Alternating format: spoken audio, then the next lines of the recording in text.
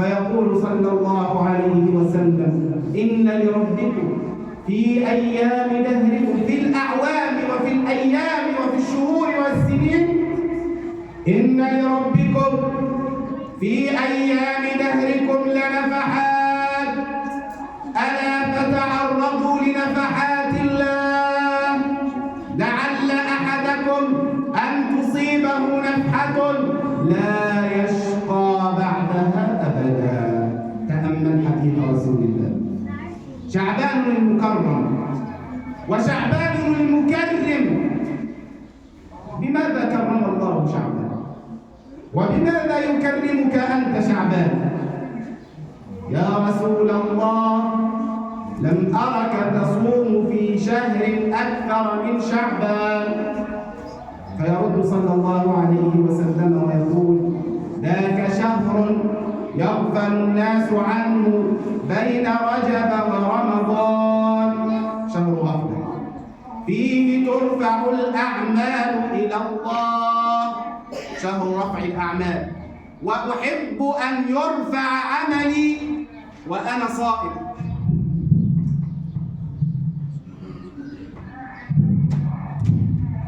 شهر رفع أعمال وشهر غفلة، شهر رفع أعمال لله سبحانه وتعالى وشهر غفلة للناس.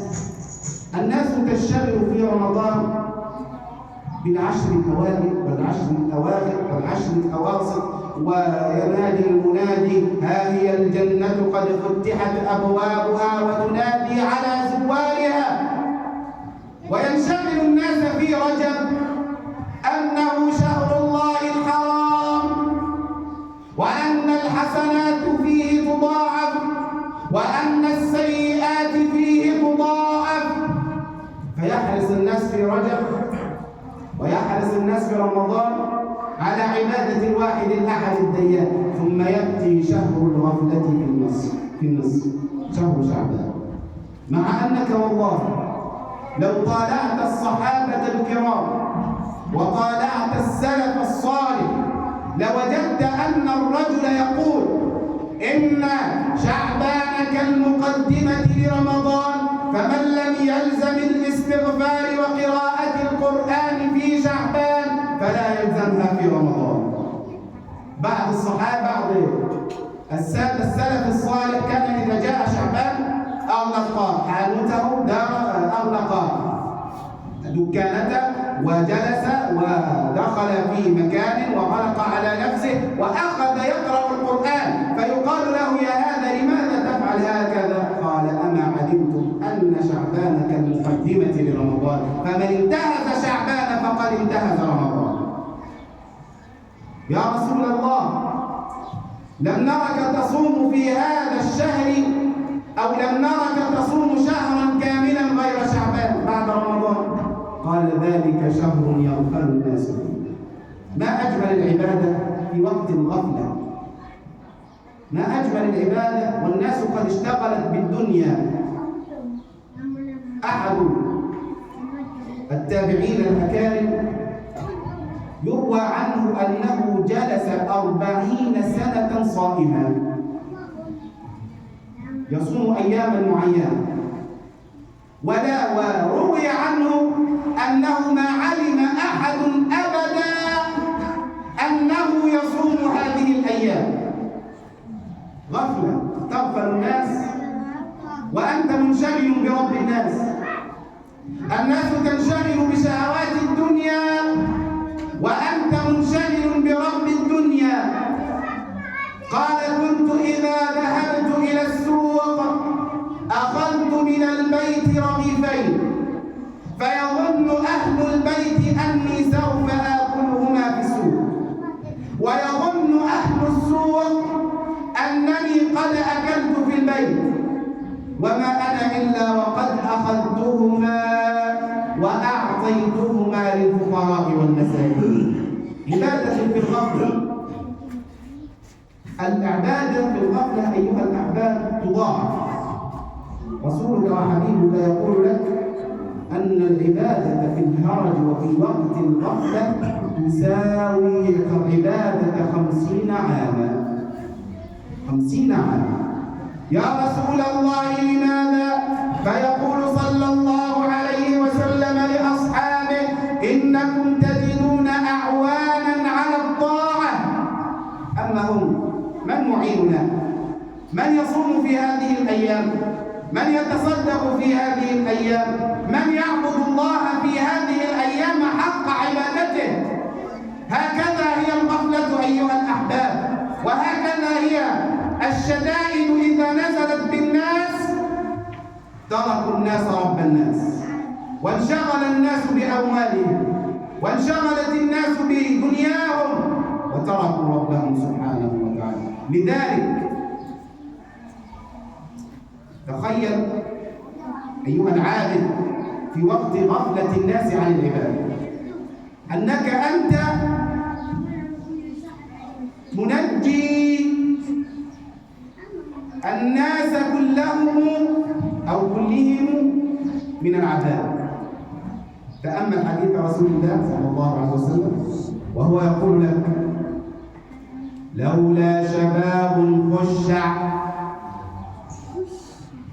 ورجال وشيوخ ركع وأطفال رضع لصب الله عليكم العذاب صبا.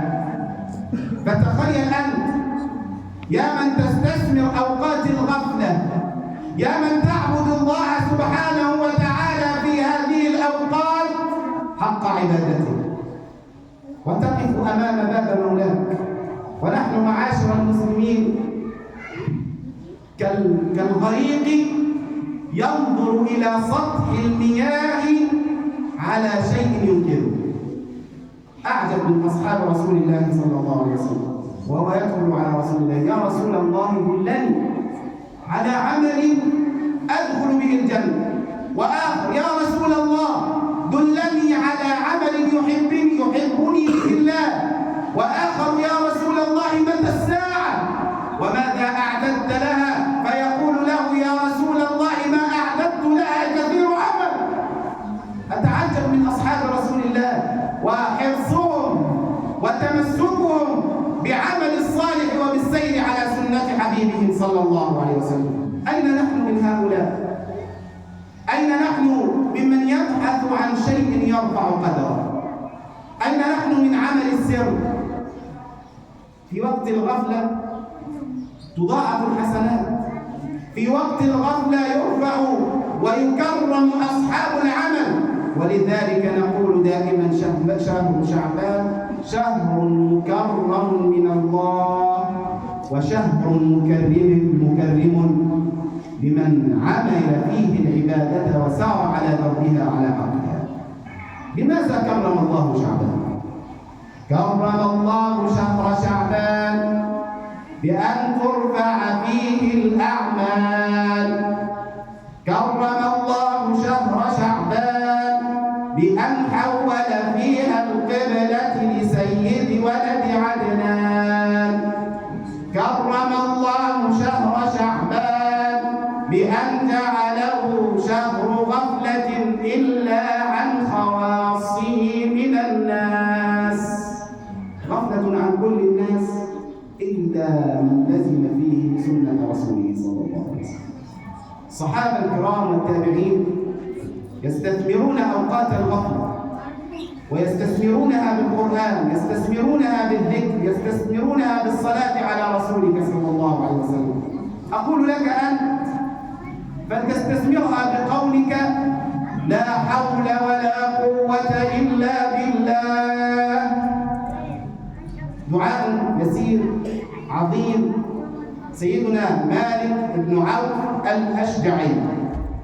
مالك بن عوف الأشجعي صحابي من صحابة رسول الله صلى الله عليه وسلم، يأتي إلى سيدك وحبيبك صلى الله عليه وسلم ويقول له: يا رسول الله لقد ذهب ابني وأسره الأعداء. تأمل: لا حول ولا قوة إلا بالله. يا رسول الله ماذا أفعل؟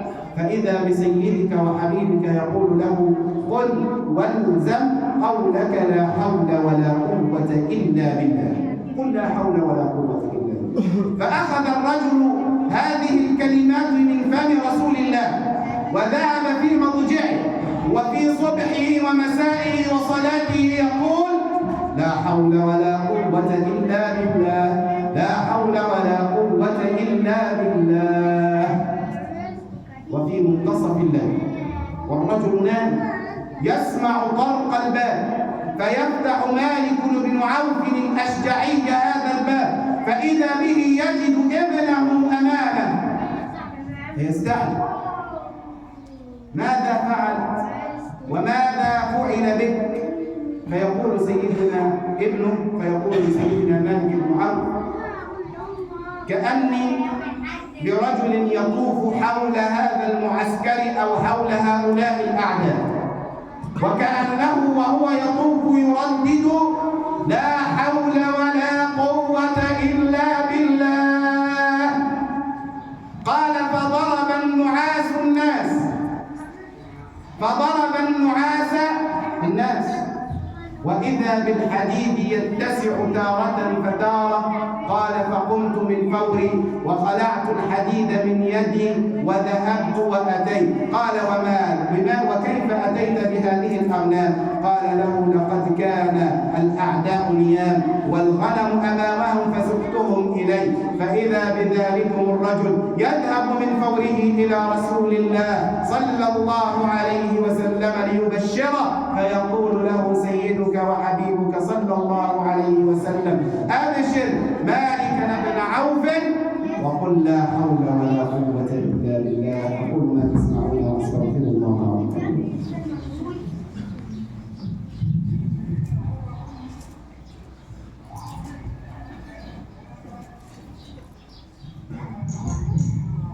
الحمد لله وكفى والصلاة والسلام على النبي الهاشمي المصطفى صلى الله عليه وآله وصحبه ومن سار على دربه ومشى وكفى. أما بعد، حبيبك وسيدك صلى الله عليه وسلم لما رؤي يصوم في هذا الشهر قال: شهر يغفل الناس عنه، وتحدثنا عن الغفل.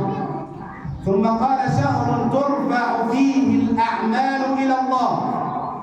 فتخيل أيها المحب، تخيل يا من تسير على نهج حبيبك صلى الله عليه وسلم وعملك يرفع إلى مولاك وأنت صائم، وعملك يرفع إلى مولاك وأنت تقول: لا حول ولا قوة إلا بالله، وعملك يرفع إلى مولاك وأنت تقرأ القرآن.